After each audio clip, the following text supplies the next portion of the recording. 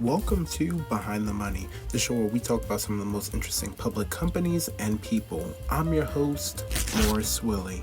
In this episode, we'll be taking a close look at the rise, fall, and surprising divergence of Kmart, a retail giant that experienced vastly different fates in the United States and internationally.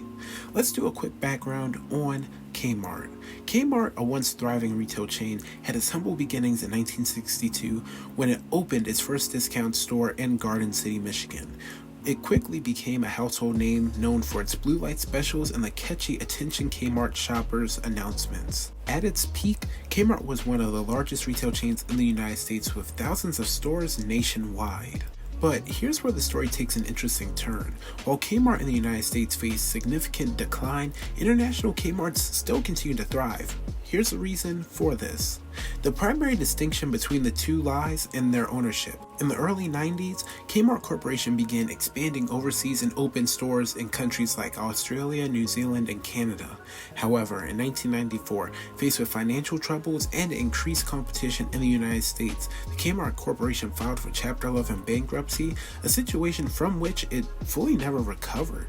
The Kmart stores that remained open in the United States went through a series of mergers, acquisitions, and downsizings, eventually leading to a complete loss of the Kmart identity. If you've seen some of our other videos on the topic, which we will link to in the top right hand corner, you know that Kmart eventually merged with Sears to form Sears Holdings. On the other hand, international Kmarts under different ownership continue to thrive. They retained the Kmart name and maintained a focus on value and variety. They were not directly affected by the financial troubles and management issues that plagued Kmarts in the United States. The demise of Kmarts in the United States can be attributed to various factors. The company faced stiff competition from retail giants like Walmart and Target, who were more successful in adapting to the evolving retail landscape. Inefficient operations, a lackluster shopping experience, and an inability to meet consumer demands all played a part in Kmart's downfall. The retail industry underwent a major shift with the rise of e-commerce, and Kmart couldn't effectively manage this new terrain. In 2002, Kmart filed for Chapter 11 bankruptcy for the second time, marking the beginning of the end of the retail titan. Over the next few years, Kmart was gradually merged into Sears Holdings, as we touched on earlier, resulting in a steady decline of Kmart stores across the United States. If you want to watch the stories behind some of the most interesting public companies and people, be like Mrs. Northington. Tune into Behind the Money. And don't forget to subscribe.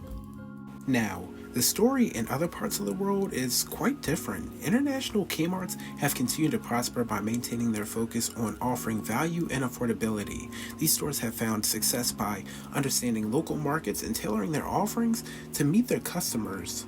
Today, Kmart Australia, for instance, is a thriving brand that offers a wide range of products from apparel to home goods. They've modernized their stores, improved their customer experience, and adopted an efficient supply chain to stay competitive. With only 2 Kmarts left in the United States, you have to wonder, if they took some notes from their international counterparts, could we have seen Kmart as a thriving retail chain within the US?